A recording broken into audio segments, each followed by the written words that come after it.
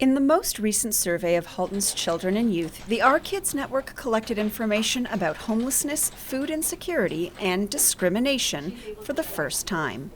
I think it's important that we examine those types of experiences for children and youth, because if we don't have data or information, we really don't know the extent of the problem. And then we can better work together with all of our partners to find solutions to help support children in those areas to make sure that they thrive. The latest bulletin highlights that almost 4 in 10 children and youth reported experiencing discrimination in the past year, with the most common cause being race or ethnicity. And from my perspective, what's most important about those findings related to discrimination is that kids experiencing unfair treatment like that, it impacts their overall well-being.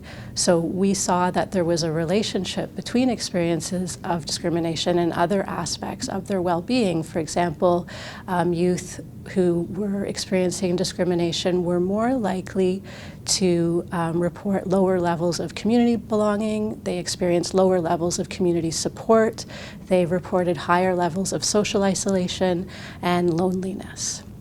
Another key takeaway from this latest bulletin is that just over 2 in 10 kids reported that they had no place to live at some point in the last year, and just over 3 in 10 youth were reporting some degree of food insecurity. However, this information was gathered in the spring of 2021 before food prices started to soar. Evidence and the things that we read in the news about families' experiences right now at the grocery store and trying to put food on the table, I think potentially those numbers are underestimated. Families are incredibly important to children's overall well-being and how they're doing, and so we really want to see that families are strong and stable in Halton.